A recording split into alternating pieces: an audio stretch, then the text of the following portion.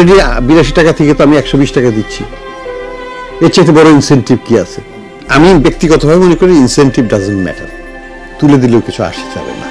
সরকার কবে তুলবে জানি না, এটাকে আমরা দেই না। রেমিটেন্স আমাদের এখন একটু ফ্লোটা বেড়েছে, সেটাকে আরেকটু বাড়ানোর জন্য আপনারা বাংলাদেশ ব্যাংকের তরফ থেকে সরকারের সঙ্গে কথা বলে প্রণোদনা বাড়ানো যায় কিনা। কারণ যেহেতু তাদেরকে আমরা দিচ্ছি নগদ টাকায়, ডলার আমাদের ক্রাইসিস, তারা ডলার পাঠাচ্ছে কিন্তু তাদের যে প্রণোদনাটা দিচ্ছি সেটা কিন্তু আমরা বাংলা টাকায় দিচ্ছি, সুতরাং বাংলা টাকা তো আমার খুব বেশি ক্রাইসিস নাই। সেই জায়গায় আপনারা কোনো উদ্যোগ নেবেন কিনা? দেখুন, টাকা ডলার দুটোই আমাদের জন্য মূল্যবান।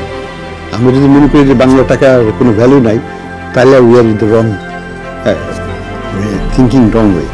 আমি মনে করি যে টাকার মূল্য অনেক, টাকাতে আপনি 10-12% ইন্টারেস্ট পাবেন, ডলারে আপনি পাবেন 4-5%, 6%।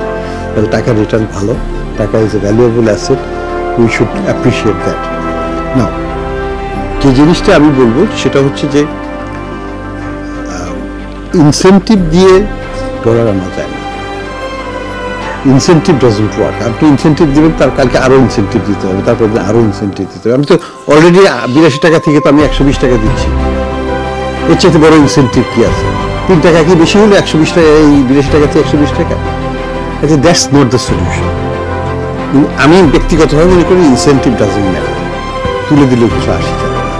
সরকার কবে তুলবে জানি না, এটাকে আমরা দেই না, এটাকে ফাইন্যান্স মিনিস্ট্রি দেয়। ফাইন্যান্স মিনিস্ট্রির সিদ্ধান্ত, তারা এটা রাখবেন না উঠাবেন, কিন্তু বাংলাদেশ ব্যাংকের সিদ্ধান্ত হলে আমি এটা উঠিয়ে দিতাম, এটুকু বুঝতে পারি।